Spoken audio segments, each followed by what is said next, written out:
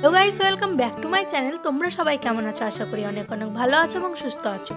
আজকে আমি কয়েকটি কমেন্ট পড়ব। অনেকজন আমাকে কমেন্ট করেছে, সেই কমেন্টগুলো পড়ব।